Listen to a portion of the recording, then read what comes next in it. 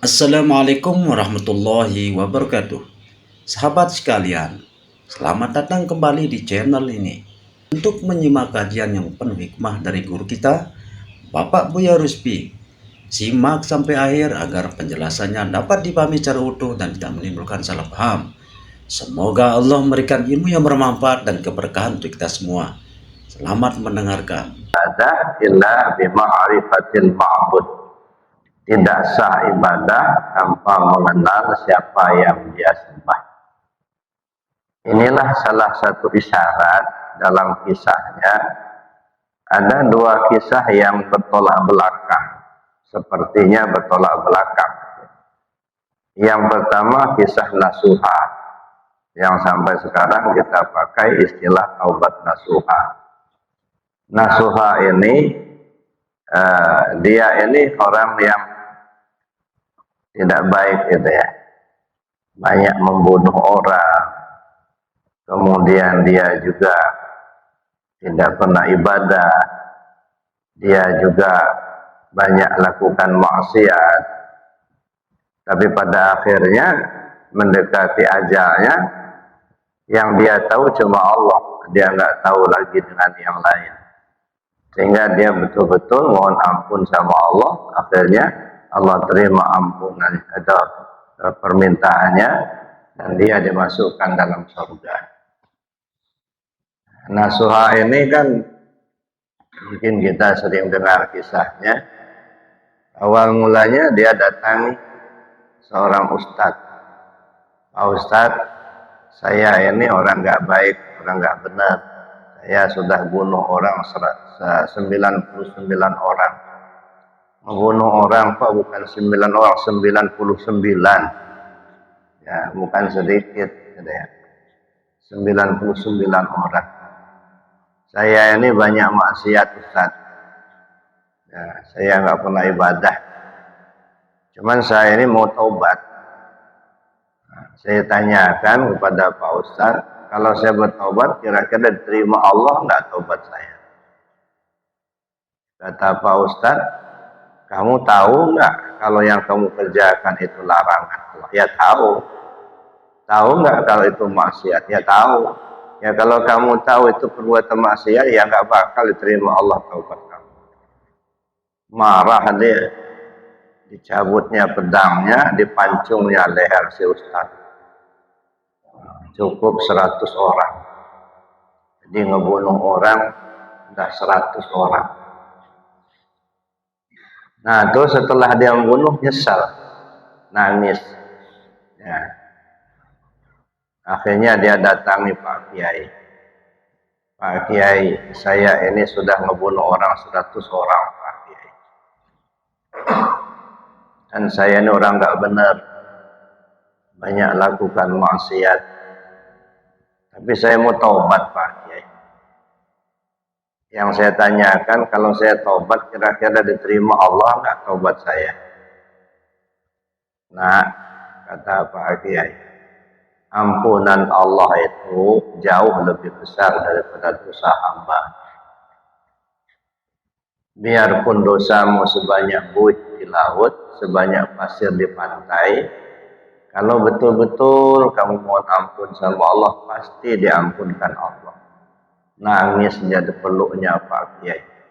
Terima kasih banyak Pak Kiai. Tolong ajarin saya Pak Kiai, saya ingin taubat Pak Kiai. Akhirnya kata Pak Kiai, saya di sini tidak buka pondok. Ya. Ada teman saya tidak jauh dari sini, kira-kira 1 kilo dari sini, dia ada pondok di situ. Ya. Nah, kamu berangkatlah ke sana. Nyerahlah sama Pak Kiai. Di situ jangan tinggalkan dia sebelum kau dibawanya usul kepada Allah. Nah, berangkatlah orang ini menuju pondok yang ditunjukkan oleh Pak Kiai. Di perjalanan sakit perut, sudah nggak ketahanan. Terduduklah dia, nggak sanggup duduk, akhirnya tertidur sampai meninggallah di tempat itu. Belum sampai ke pondok, dia sudah meninggal di perjalanan. datanglah malaikat azabah untuk membawa ruhnya ke neraka. Belum sempat ruhnya dibawa oleh malaikat azabah ini, datang pula malaikat rahmat ingin membawa ruhnya ke surga. Bertengkarlah mereka berdua. Saya datang ke sini membawa ruhnya ke neraka, malaikat azabah, karena dosanya banyak. Justru saya datang ke sini untuk membawa ruhnya ke surga, karena dosanya sudah diampuni Allah. Nah, kalau dosanya sudah diampuni Allah, berarti nggak ada dosa lagi, dia masuk surga. Akhirnya pertengkaran ini diketahui Allah, Allah Maha Tahu. Allah perintahkan Jibril, Jibril, siap ya Allah, kau turun ke bumi. Itu ada dua orang hamba yang sedang bertengkar, dua orang malaikat sedang bertengkar, kamu adili dia. Datanglah Jibril. Sampai di lokasi, Jibril tanya, Mas, kok ribut kenapa? Ini Pak Jibril, ini orang ini kan sudah meninggal, dosanya banyak, saya mau bawa ruhnya ke neraka. Kata malaikat rahmat, benar dosanya banyak Jibril, cuman masalahnya dia ini minta ampun sama Allah, Allah terima ampunannya, akhirnya dosanya dihapus. Karena dosanya nggak ada, saya akan bawa ruhnya ke surga. Nah, kalau begitu Jibril lapor sama Allah, ya Allah, masalahnya begini, begana. Kau lebih tahu. Akhirnya Allah perintahkan, coba ukur jarak yang sudah ditempuh, berapa panjangnya, bandingkan dengan jarak yang belum ditempuh untuk sampai ke pondok itu. Diukurlah dari tempat Pak Kiai tadi sampai ke tempat dia meninggal di perjalanan itu. Kemudian diukur pula dari tempat dia meninggal sampai ke pondok yang akan dituju. Ternyata lebih panjang jarak yang sudah ditempuhnya. Bedanya nggak banyak, cuma 1 hasta. Tapi lebih panjang yang sudah ditempuh. Akhirnya Allah katakan kepada Jibril, kalau jarak yang sudah ditempuhnya lebih panjang daripada yang belum ditempuh, itu artinya taubatnya diterima. Kalau taubatnya diterima, dia berhak masuk surga. Nah, akhirnya dibawalah ruhnya ke surga.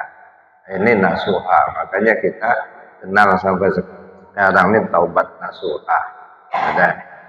Karena banyak dosa, membunuh orang sudah 100 orang, tapi dia lapor sama Pak Kiai kasih petunjuk. Beda dengan dia lapor sama Ustadz. Nah, dia lapor sama Ustadz, kata Ustadz, kamu tahu perbuatan itu maksiat, nggak bakal terima Allah taubatmu. Akhirnya dipancungnya lah si Ustadz itu. Itulah bedanya nasihat Ustadz sama nasihat Kiai. Kalau nasihat Kiai bisa diterimanya halus, bijaksana gitu. Itu satu, Bapak Ibu. Jadi orang yang sudah banyak lakukan maksiat, orang yang sudah banyak membunuh orang, tapi dia mendekati ajalnya, dia nggak tahu yang lain, yang dia tahu cuma Allah. Bahkan dia nggak tahu dengan dirinya, yang dia tahu cuma Allah. Nah, dia nyerah sepenuhnya sama Allah, akhirnya Allah terima. Bandingkan dengan seorang abid, ya. Dalam kisahnya ada seorang abid yang rajin betul sholat, ibadahnya rajin, sampai-sampai sejadahnya dari batu. Saking sering digunakan sejadah batu itu untuk sholat, akhirnya di bagian-bagian tertentu sudah cukup. Tentang dahinya sudah cukup, tentang lututnya sudah cukup. Bayangkan sejadah batu menjadi cekung karena sering digunakan untuk ibadah. Nah, waktu dia akan meninggal, datanglah Israel. Ya, dia tanya, Israel, kamu datang untuk menjemput aku atau untuk bersilaturahim? Saya ada perintah Allah untuk menjemput kamu. Sebelum kau mencabut nyawa saya, kata orang abid ini, tolong tanyakan dulu kepada Allah. nanti kalau saya sudah meninggal, tempat saya surga tingkat berapa? Nah, sudah merasa sudah ahli surga, karena sudah merasa ibadahnya banyak. Ya, surga tingkat berapa tempat saya? Allah Maha tahu. Akhirnya dijawab oleh Allah, kalau kau sudah mati, kau sudah meninggal, tempatmu neraka tingkat 7. Masya Allah, protes orang. Ya Allah, kenapa kok tempat saya neraka tingkat 7, padahal saya rajin ibadah? Kata Allah, kamu ibadah bukan karena aku, tapi karena surga aku. Surga itu makhluk aku, kamu gak kenal aku enggak? Nah, ini dua hal yang sepertinya bertolak belakang. Ini memberi pelajaran kepada kita bahwa ibadah yang kita lakukan secara syariat tetapi tidak mengenal Allah akhirnya ditolak. Nah, makanya disebut awwal wajibin 'alal insani ma'rifatul ilahi istiqamah. Kewajiban pertama bagi manusia adalah mengenal Tuhannya dengan penuh keyakinan. Jadi saya sampaikan ini supaya kita jangan salah arah, Pak. Perasaan kita sudah rajin betul ibadahnya, tapi pada akhirnya ditolak sama Allah. Kita menyesal jadinya. Nah, makanya kewajiban pertama adalah kita mengenal Allah itu dulu. Sebab bagaimana mungkin kita menyembah Allah yang tidak kita kenal? Yang kita tahu cuma nama. Tuhan yang kamu sembah namanya siapa? Allah. Itu nama. Nama itu sebutan. Ketika nama disebut, mesti terkaitlah dengan yang punya nama. Nah, sekarang kita sudah tahu apa belum yang punya nama? Ya, siapa orang menyembah nama tanpa makna, maka dia kafir. Siapa orang menyembah nama dan makna, maka dia syirik.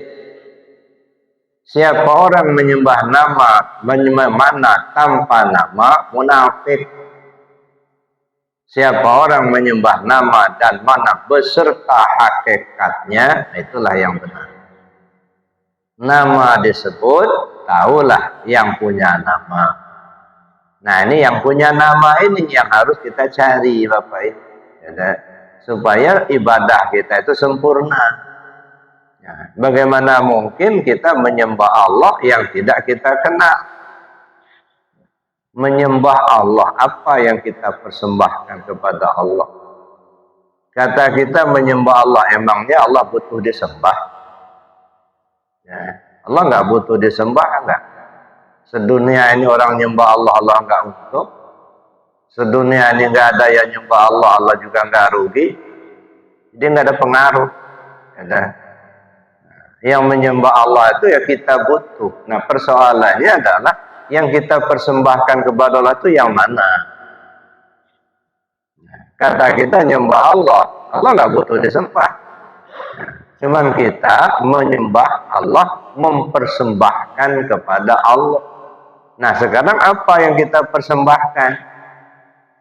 Nah, satu, kita perlu tahu yang kita persembahkan sama Allah itu yang mana. Yang kedua, munculnya sesembahan itu dari mana? Yang ketiga, isi sesembahan itu apa? Nah, jadi Bapak Ibu yang saya hormati, apa yang kita persembahkan, mempersembahkan tubuh yang zahir kepada tubuh yang halus.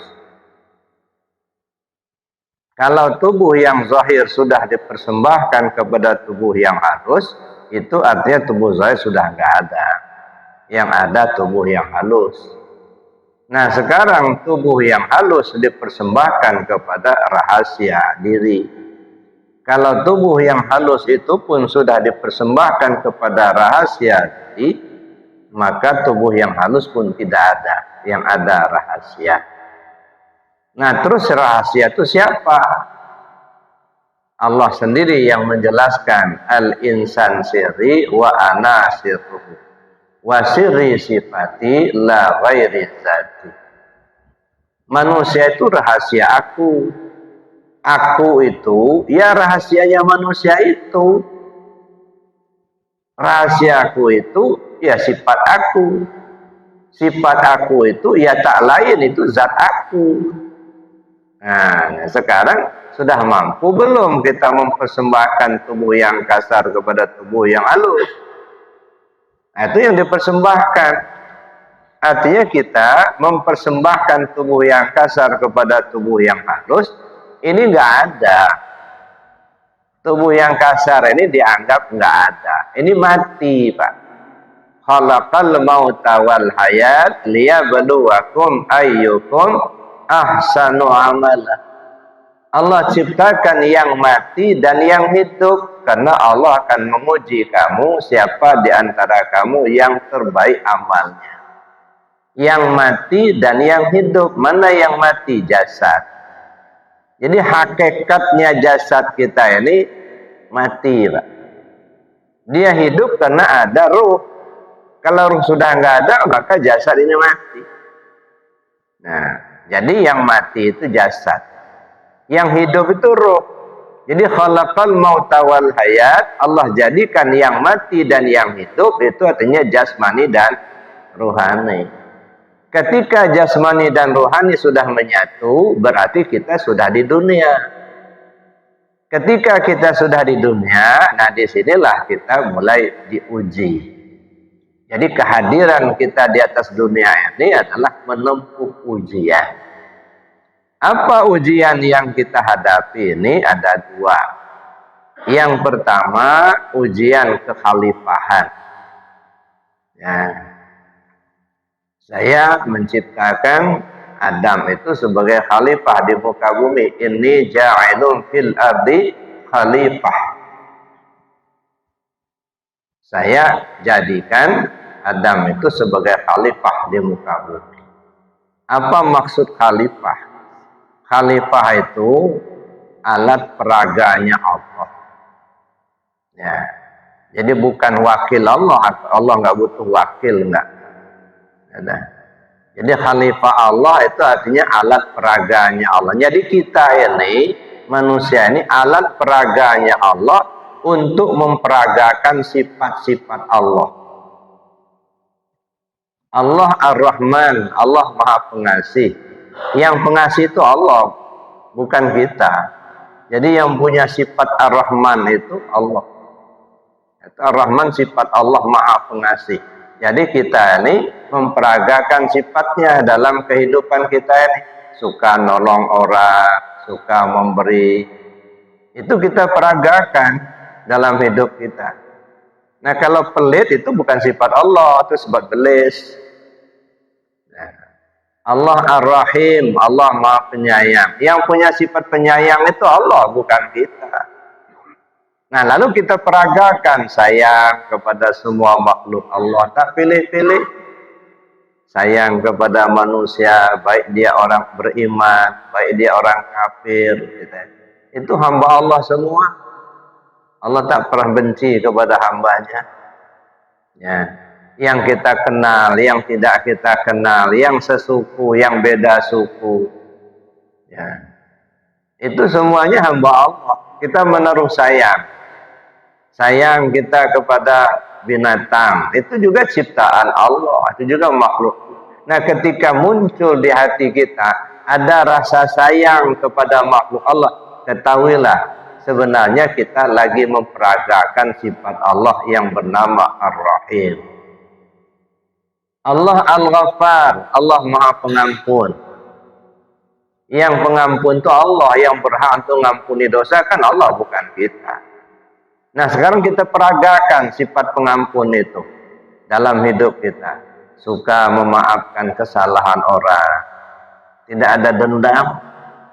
Sebesar apapun kesalahan orang kepada kita, senang memberi maaf.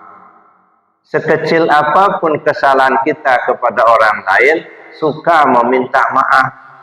Nggak ada gengsi-gengsi, nggak ada piil-piil.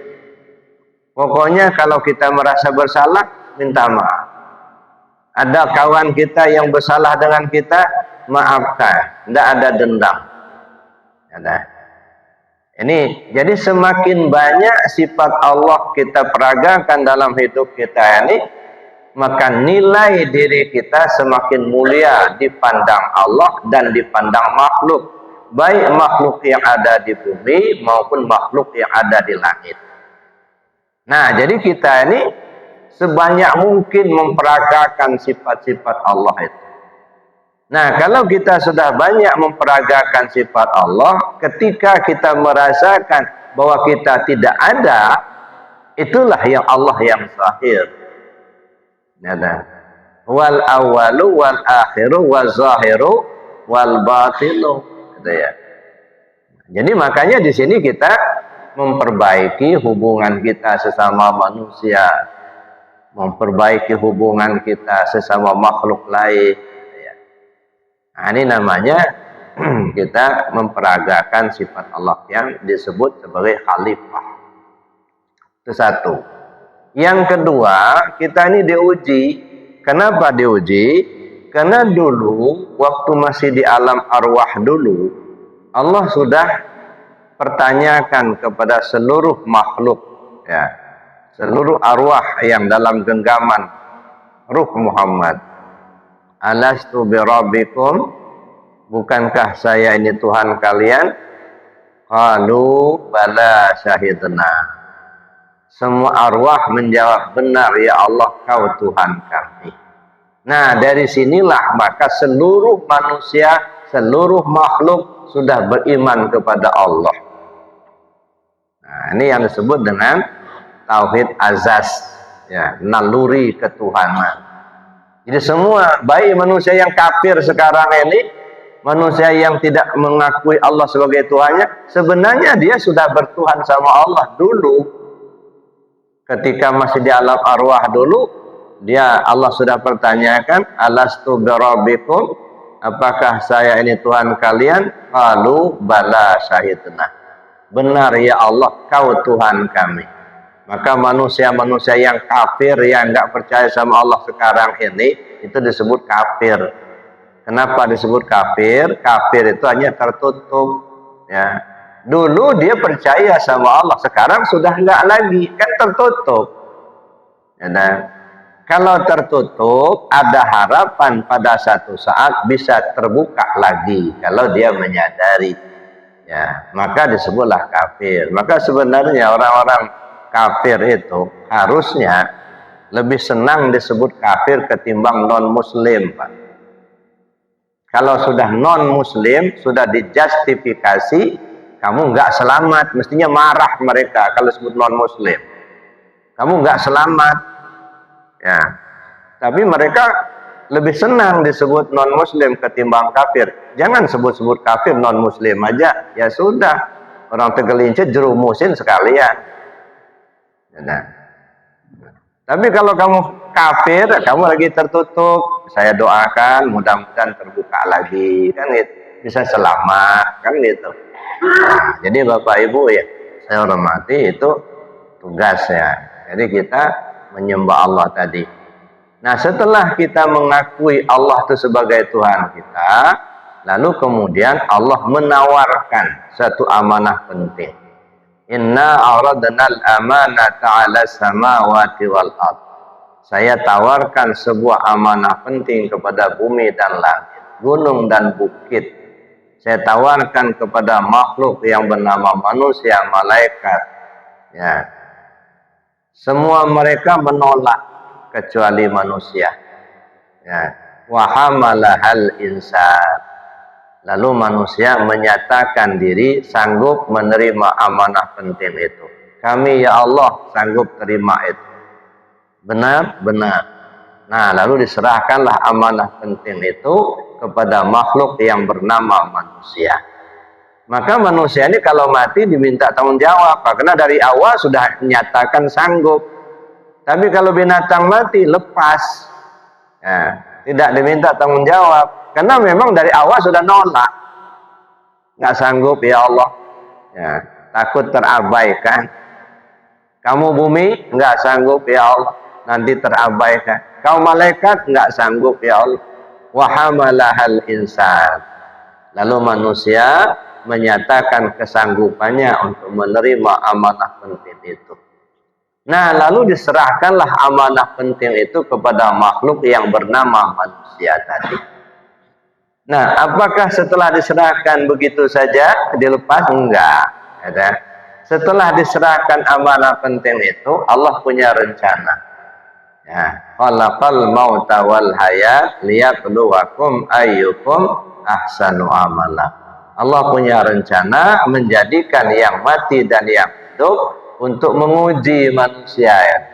Benar enggak kau bisa bertanggung jawab dalam amanah itu? Mampu enggak kau jalankan amanah itu? Nah, dalam rangka menjalankan amanah tadi, summa radadnahu asfala safilin. Kami turunkan kamu ke tingkat yang lebih rendah. Nah, mana tingkat yang lebih rendah? Dulu kita berada di satu alam yang namanya alam lahud. Itulah kampung halaman kita. Nah, kepulangan kita nanti ya ke alam lahud. Itu alam pertama. Ruh kita ketika itu bernama Ruhul Kudus. Ruhul Kudus itu yang sangat terang, ya, sangat terang. Takut terbakar lingkungan oleh terangnya, maka dibungkuslah Ruhul Kudus itu dengan pakaian lapis pertama, yang disebut dengan pakaian lahutiyah. Ya. Lalu diturunkan ke tingkat yang lebih rendah, yang disebut dengan alam Jabarut. Nah, di alam Jabarut kondisinya sudah berbeda. Ya. Situasinya pun sudah berbeda. Ruhnya pun berganti nama. Namanya Ruh Sultani. Nah, karena lingkungan sudah berbeda, supaya jangan terbakar lingkungan itu oleh terangnya, maka dibungkuslah dengan pakaian lapis kedua. Namanya pakaian sultaniyah. Diturunkan lagi kita ini ke tingkat yang lebih rendah lagi, yang disebut dengan alam malakut. Di alam malakut situasinya pun sudah berbeda lagi, kondisinya sudah lain, ya, alamnya sudah berbeda. Ruh kita ganti nama, ya, namanya ruh ruhani. Maka dibalutlah ruh kita itu dengan pakaian lapis ketiga, namanya pakaian ruhaniyah. Turun lagi ketika ke tingkat yang lebih rendah, namanya alam nasut atau alam mulki, atau disebut juga alam dunia. Nah, ini sekarang ini namanya alam nasut. Ya, alamnya sudah berbeda, kondisinya pun berbeda. Ruh kita ganti nama, namanya ruh jismani. Supaya lingkungan itu tidak terbakar oleh terangnya tadi, supaya terjaga, maka dibungkuslah dengan pakaian lapis keempat, namanya jasmani. Nah, ini jasmani ini pakaian, Pak, bungkusan. Ini bukan diri kita yang sebenarnya. Tapi banyak yang tertipu, Pak. Seolah-olah inilah sebenarnya diri kita, bukan. Ini pakaian. Namanya saja jasmani. Jas itu baju, mani itu ya mani. Baju dari mani, ya ini. Si jasmani ini. Nah, nanti kalau kita pulang, bajunya dilepas, Pak. Berat, nggak bisa dibawa. Karena bajunya sudah dilepas, maka orang bilang mati. Jadi yang mati itu apa? Jasad. Kalau ruh kita, itu diri kita yang sebenarnya, ruh kita itu. Dia nggak pernah ngalami kematian. Makanya disebutlah dia muhdas qadim. Ini yang perlu diselamatkan, Pak. Makanya dulu ada jamaah yang cerita dengan saya. Ayahnya sudah tua, umur 90-an. Sudah sakit-sakitan. Ya, sudah di rumah saja. Minta doanya, Saya bilang kita doakan bersama, mudah-mudahan sehat. Nah, cuman saya sarankan, saya bilang, kalau rumah memang sudah laku, yang nggak mungkin diperbaiki lagi, ya, yang utamakan selamatkan penghuni rumahnya. Jangan habiskan waktu untuk memperbaiki rumah yang memang sudah nggak bisa diperbaiki lagi. Utamakan menyelamatkan penghuni rumah. Nah, kita ini kan enggak, penghuni rumahnya ditelantarkan, sibuk memperbaiki rumah yang sudah laku. Ya, ujung-ujungnya nyesal. Ya, dah. Rumah memang sudah nggak bisa diperbaiki lagi, memang sudah waktunya. Sementara penghuni rumah kita abaikan, kita biarkan. Pada penghuni rumah itulah sebenarnya yang akan diminta tanggung jawab oleh Allah. Nah, jadi oleh karenanya Bapak Ibu yang saya hormati, nah di sini kita di dunia ini kita mengalami ujian. Nah, ujian itu apa? Walana beluannakum bisyai. Demi sesungguhnya kami pasti menguji kalian. Dengan apa? Bisyai'in, dengan sesuatu. Nah, kalau dengan sesuatu berarti banyak. Semua apa yang kita alami itu adalah ujian. Orang kaya diuji dengan kayanya, orang miskin diuji dengan miskinnya, orang sehat diuji dengan sehatnya, orang sakit diuji dengan sakitnya, orang pintar diuji dengan kepintarannya, orang bodoh diuji dengan kebodohannya.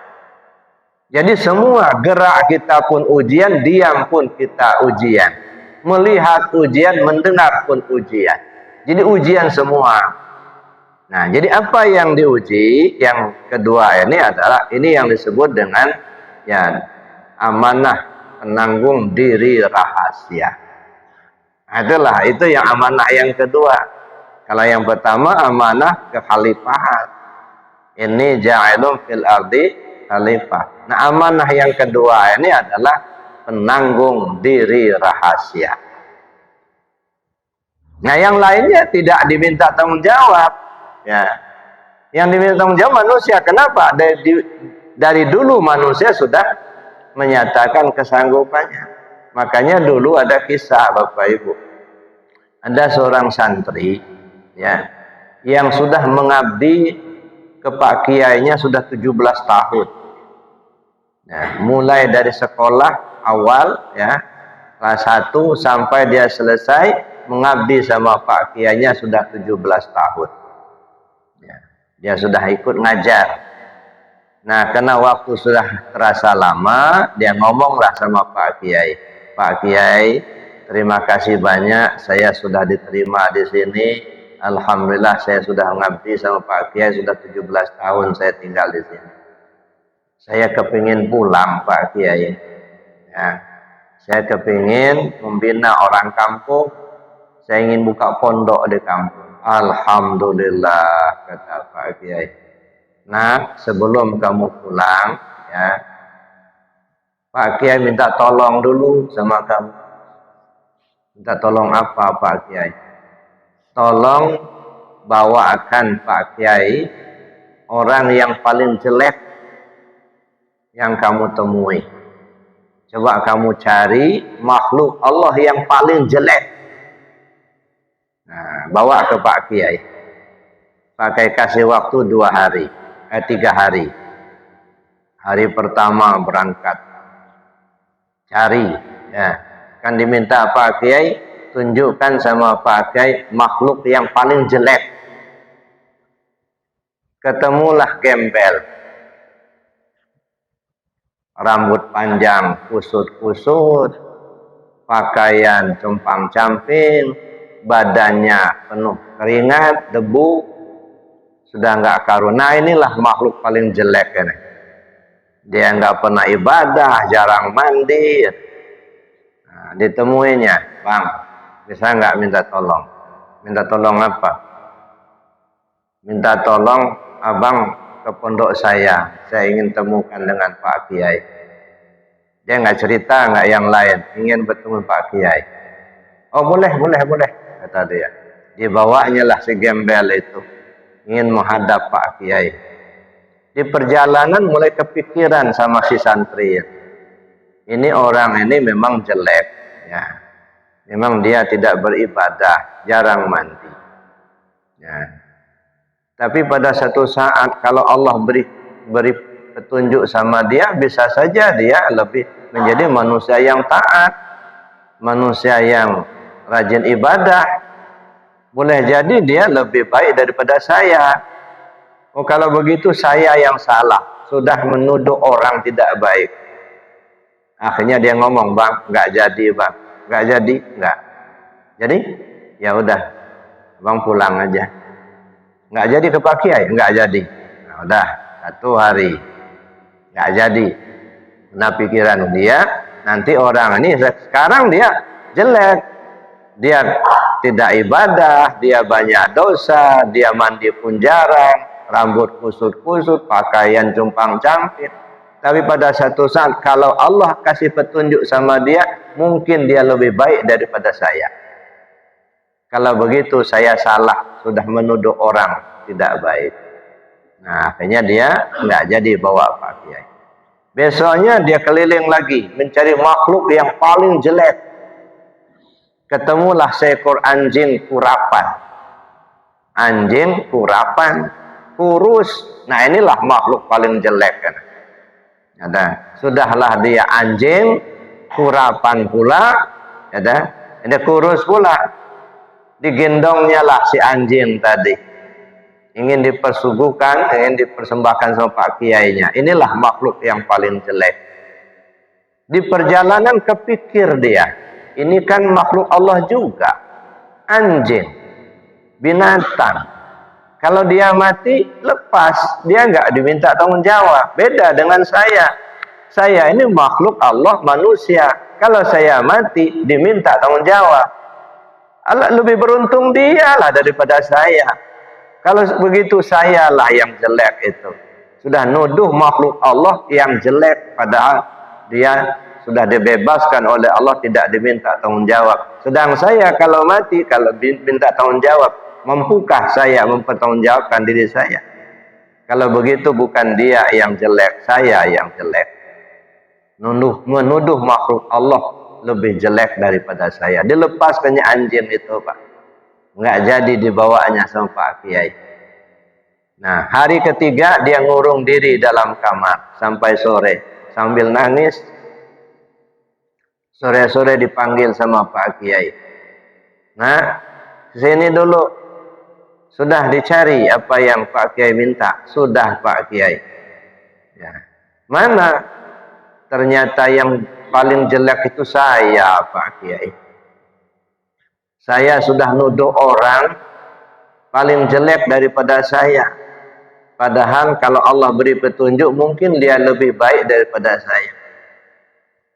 Saya menuduh anjing paling jelek, lebih jelek dari saya. Padahal dia binatang, tidak diminta Allah tanggung jawab. Sedang saya akan diminta Allah tanggung jawab. Berarti saya lebih jelek dari yang lain. Pak Kiai, saya ini yang paling jelek ya Pak Kiai. Sambil dia nangis. Alhamdulillah, kata Pak Kiai. Nah ini yang Pak Kiai maukan. Walaupun kamu berilmu, jangan pernah merasa kamu lebih baik dari orang lain. Walaupun kamu berilmu, itu untuk membimbing makhluk Allah, membimbing dirimu. Tapi jangan sekali-kali kamu merasa lebih baik dari orang lain. Nah, kalau begitu, pakai ikhlas, redha untuk melepas kamu, silahkan pulang kampung, binalah orang kampung. Nah, ini Bapak Ibu yang saya hormati. Jadi kita kembali ke persoalan tadi, ya. Apa amanah yang diberikan Allah pada kita? Penanggung diri rahasia. Mana yang disebut diri rahasia itu? Diri kita ini ada 4 lapis.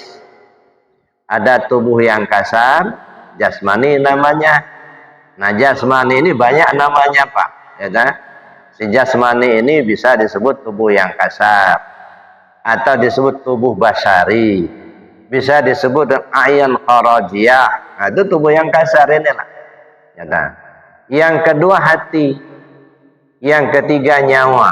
Yang keempat rahasia diri. Jadi diri kita ini 4 lapis. Ya, semua kita. Ya, baik laki, perempuan, kaya, miskin, tua, muda, sama. Diri kita 4 dimensi. Tubuh, kasar, hati, nyawa, rahasia diri. Kalau hati itu sentral. Dalam bahasa tasawuf disebut wujud am. Pancaran dari sifat 7. Itu hati. Ini yang disebut dengan Baitullah. Rumahnya Allah. Hati kita ini.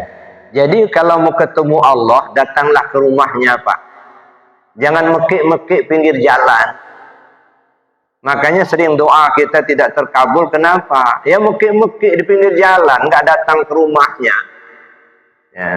Qalbul mu'minin baitullah. Hati si al-mu'min itu baitullah. Inilah baitullah yang asli, Pak. Kalau baitullah yang di Mekah itu dari batu, ya, yang dibangun oleh Nabi Allah Ibrahim alaihissalam. Tapi kalau hati kita ini yang Allah langsung yang membangunnya. Cuman banyak orang bangga sudah tawaf di Baitullah di Mekah, tapi nggak pernah tawaf di Baitullah yang ada di dirinya. Maka sering saya katakan sama jamaah, sebelum tawaf di Baitullah di Mekah, tawaf dulu di Baitullah yang ada di dirimu. Ya, wazkur rabbaka fi nafsik tadarruan wa khifatan wa dunal jahri minal qawli bil ghudwi wal asal wa la takum minal ghafilin. Sebut nama Tuhanmu pakai hati, dengan rasa rendah diri, rasa takut kepada Allah, tanpa bersuara. Nggak usah ngomong-ngomong, nggak usah pakai suara, cukup di hati saja. Bil ghudwi wal asal, pagi, sore, siang, malam, sehat, sakit, lapang, sempit. Ini namanya tawaf di Baitullah yang ada di diri melalui 7 latifah. Makanya 7 latifah 7 keliling. Maka di Baitullah di Mekah kan 7 putaran. Nah, Baitullah di sini ya 7 putaran juga. Ya, 7 latifah, latifah qalbi, latifah ruhi, latifah siri, latifah khafi, latifah afa, latifah nafsun natiqah, dan latifah kullu jasad. Itu 7 latifah. Muter terus.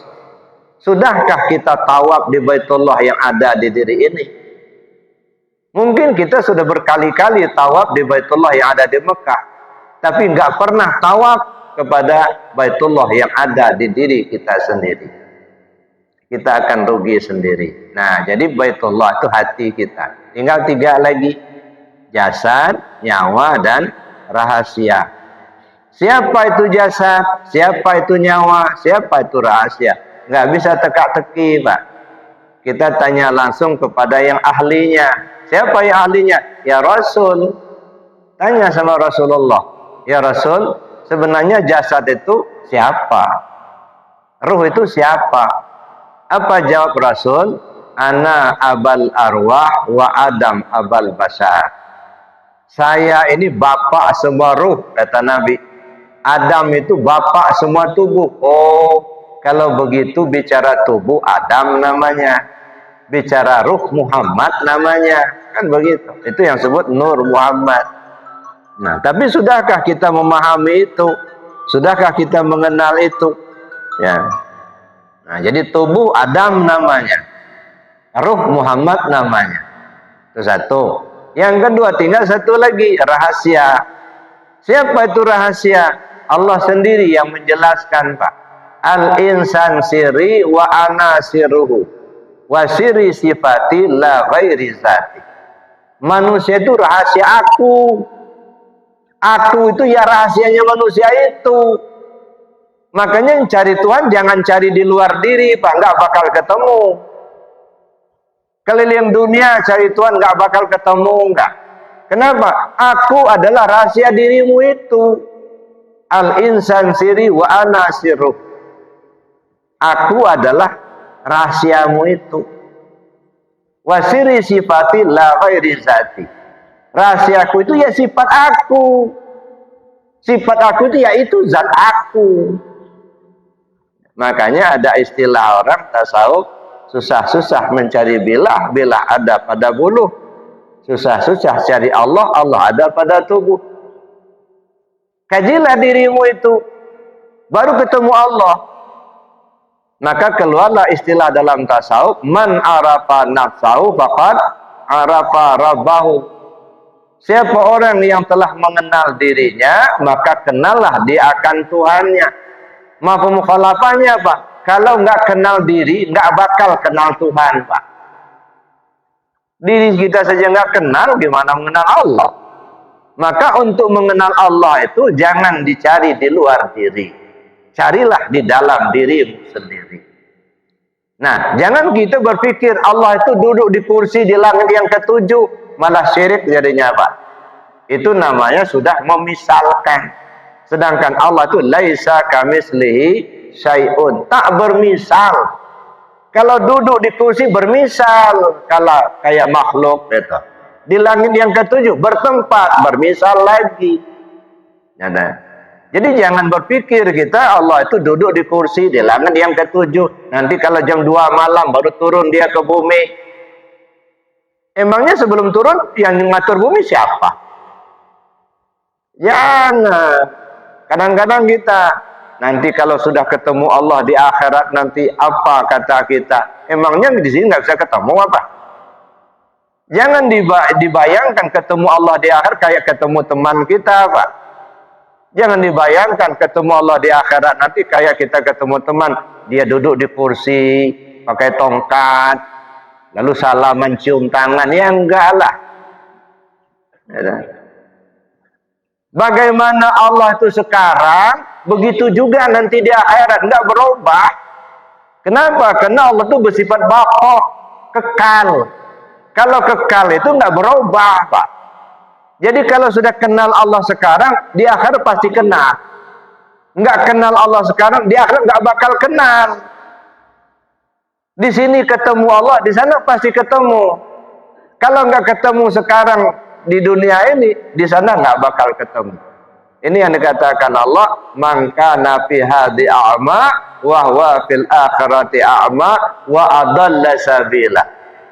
Siapa orang yang buta tentang Allah di dunia ini, di akhirat pun dia buta dan akan menempuh jalan sesat.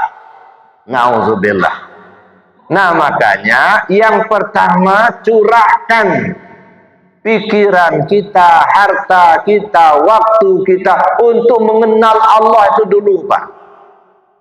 Nah, kita ini kan habis waktu cari pahala, pahalu. Selalu kalau kita beribadah mengharapkan pahala. Kalau sudah dapat pahala nanti masuk surga. Kalau sudah masuk surga banyak bidadari. Maka orang berduyun-duyun kepingin masuk surga supaya apa? Banyak pelayannya, bidadarinya banyak. Di sini aja susah, satu aja susah.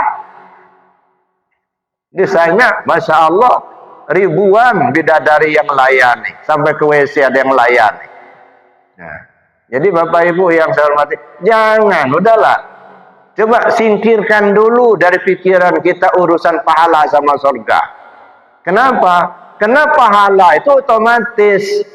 Fama ya'mal misqala dzarratin khairan yarah wa ma ya'mal misqala dzarratin syarran yarah. Sekecil apapun perbuatan baik yang kau lakukan pasti dibalas, namanya pahala. Sekecil apapun perbuatan maksiat yang kau lakukan pasti dibalas, namanya dosa. Jadi dosa pahala itu otomatis. Jadi nggak perlu diminta lagi gitu. Cuman kita ini kadang-kadang nyinyir aja sama Tuhan. Mudah-mudahan amal ibadah kita dapat pahala dari Allah. Kayak nggak percaya sama Tuhan aja. Makanya saya bilang orang beribadah mengharapkan pahala sama aja mancing ikan dalam ember. Beli ikan yang masih hidup, sampai di rumah ambil baskom, kasih air, lepasin, pancing. Boleh nggak? Boleh. Siapa yang larang? Beli aku yang cari duitnya, yang beli aku, yang mancing aku. Nah, siapa yang larang? Cuman kan mubazir, Pak. Tak kojo bakojo. Kalau kata orang Payakumbuh kan tidak kojo bakojo. Ya, nggak perlu dikerjakan gitu, mubazir. ya tak? Jadi Bapak Ibu yang sama, sudahlah, kita ini udah tua-tua segala. Singkirkan dulu dari pikiran kita urusan pahala sama surga. Kenapa? Surga itu kenikmatan, ya, pemberian Allah, ya, makanan enak bisa kita bikin Pak, tapi enak makan nggak bisa dibuat-buat. Nah, kalau makanan enak bisa dibikin, bisa bikin sop, bisa rendang padang, ya, bisa dibikin. Tapi enak makan, nah ini ya nggak bisa. Ya, nah. Maka saya bilang lebih baik menyembelih ayam sakit asal kita sehat daripada nyembelih ayam sehat cuman kita sakit. Ayam sakit kita potong pada sop, tapi kita sehat, insya Allah 2 mangkok habis. Ayam sehat kita potong, cuman kita sakit, jangankan makan, melihat dan makan. Jadi artinya kalau makanan enak bisa dibikin, enak makan nggak bisa dibikin. Enaknya itu surga, kenikmatan. Makanya kenikmatan itu bertingkat, surga bertingkat. Ya. Jadi pemberian Allah, ya, surga itu kan pemberian Allah. Nah, kita minta karena kita butuh, tapi bukan tujuan. Tujuan kita adalah kembali kepada Allah. Itulah surga yang hakiki. Surga yang sesungguhnya itu kembalinya diri kita kepada Allah. Inna lillahi wa inna ilaihi raji'un. Datangnya dari Allah, pulang ke Allah. Kapan? Sekarang, sebelum kematian datang. Nah, makanya kita gunakan kesempatan yang sedikit ini, ya, untuk mencari Allah itu sendiri. Nah, dulu pernah saya cerita bagaimana kita mengenal Allah itu lewat Lailatul Qadar. Ya, mungkin kesempatan lain kita ulang lagi, tapi dulu pernah saya sampaikan. Cuman kadang-kadang kita ini terobsesi untuk pada itu pahala aja itu. Kalau sudah dapat Lailatul Qadar katanya itu ya, air mengalir menjadi berhenti, angin berhembus pun berhenti. Duyun-duyun kita ke masjid nunggu-nunggu kapan angin berhembus berhenti. Enggak berhenti-berhenti. Akhirnya oleh kawan dimatikan kipas anginnya, berhenti. Ini padahal sebenarnya enggak itu, Pak. Angin berhembus menjadi berhenti, maksudnya apa? Kalau sudah berhenti angin berhembus kan tenang. Apa maksudnya itu? Ya, angin berhembus itu bukan angin yang dari kipas angin, bukan. Persoalan hidup itu angin berhembus. Masalah rumah tangga, masalah ekonomi, masalah kredit macet, masalah kantor, itu masalah, itu angin berhembus. Kalau sudah ma'rifat kepada Allah, tenang. Kenapa tenang? Karena yang dilihatnya bukan masalahnya, yang dilihatnya Allah yang menetapkan masalah itu. Materinya bukan materi yang dilihat. Misalnya kita dapat duit, gitu ya, bukan duitnya yang dilihat, tapi Allah yang memberi rezeki. Tidak dapat duit, bukan gak dapat duitnya yang dilihat, tapi Allahnya yang menetapkan bahwa pada saat itu kita belum mendapat. Jadi Allah yang dilihat, makanya tenang. Maka Lailatul Qadar itu maksudnya itu ma'rifat kepada Allah. Makanya kata Nabi, bersungguh-sungguhlah kamu untuk mendapatkan Lailatul Qadar di malam ganjil 10 terakhir, gitu. Jadi itu Bapak Ibu yang saya hormati, di malam ganjil 10 terakhir, malam-malam ganjil 21, 23, 25, 27 dan 29. 21 yang ganjilnya satu yang ganjil itu siapa? Ya Allah, itulah dialah yang ganjil, gitu. Maka bersungguh-sungguhlah mencari Allah itu, gitu. Itu namanya ma'rifat. Gimana cara mencarinya? Carilah di 23. Yang ganjilnya mana? Yang ganjilnya 3. Mana yang 3? Allah, Muhammad, Adam. Nah, coba kaji. Mana yang Allah, mana yang Muhammad, mana yang Adam? Maka Islam, iman, ihsan. Islam punya Adam, iman punya Muhammad, ihsan punya Allah. Nah, kajilah 3 ayat. Bagaimana cara mengkajinya? Lihat di 25. 25 itu apa? Yang gajinya 5. Yang 5 mana? Alhamdulillah. Alif, lam, ha, mim, dal. Mana alif? Nih, alif. Pala ini.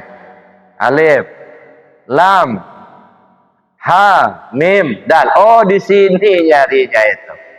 Di tubuh ini, di diri ini. Alif, lam, ha, mim, dal. Nah, di diri ini kita cari. Nyarinya gimana? Di 27. 7 itu apa? 7 lapis bumi, 7 lapis langit. Kaji. 7 lapis bumi mana? Tubuh yang kasar. Bulu, kulit, darah, daging, urat, tulang, sumsum. 7 lapis bumi. Nah, ini tubuh yang kaji, tubuh yang kasar. Keasalan tubuh yang kasar. Air, api, angin, tanah. Tanah dari air, air dari angin, angin dari api dari Nur Muhammad. Kaji lagi 7 lapis langit. Mana? Ruh yang 7 macam. Ada ruh nabati, ada ruh rohani, ada ruh hewani, dan lain sebagainya. Itu ruh 7 macam. Kaji. Itu 7 lapis langit. Artinya apa? Kaji tubuh yang halus. Keasalan tubuh yang halus. Wujud ilmu nur suhud. Nah, di sini kita mengkajinya. Ya. Terus bagaimana caranya? Kaji di 29. 9 lapis hati. Sudur, qalb, fuad, saqab, luban. Sir, sirusir, nur. Aku, kata Allah, yang tak ada Tuhan selain aku. Di lapis ke-9. Nah, sampai ke situ, Pak. Nah, jadi Lailatul Qadar itu, Pak, ma'rifat kepada Allah. Makanya Lailatul Qadri khairum min alfi syahrin. Lailatul Qadar itu semalam lebih baik pada 1000 bulan. Maksudnya apa? Ibadah orang arif billah 1 malam itu lebih baik daripada ibadah abidillah selama 1000 bulan. Orang arif bisa semalam, tapi orang abid 1000 bulan. Jadi kualitasnya berbeda antara arif dengan abid. Jadi jangan terobsesi dengan pahala terus, Pak.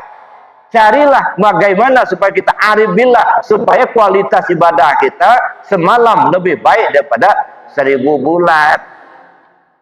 Nah, itu yang disebut dengan Lailatul Qadar. Jadi mengenal Allah itu dulu. Mudah-mudahan kita diberi petunjuk oleh Allah. Amin. Allahumma amin. Bapak Ibu yang saya hormati, sebenarnya banyak yang perlu kita kaji lebih jauh. Cuman karena kita dibatasi waktu. Mudah-mudahan kita mohon pada Allah, mudah-mudahan Allah beri petunjuk pada kita sehingga kita bisa ma'rifat dengan sempurna kembali kepada Allah. Amin. Allahumma amin. Al-Fatihah. Demikian kajian yang dapat kita simak pada kesempatan kali ini. Semoga ilmu yang disampaikan guru kita Bapak Buya Rusdi menjadi manfaat, menambah keimanan dan menguatkan langkah kita ke dalam beribadah kepada Allah Subhanahu wa taala. Mari kita amalkan dalam kehidupan sehari-hari. Wabillahi taufiq wal hidayah. Wassalamualaikum warahmatullahi wabarakatuh.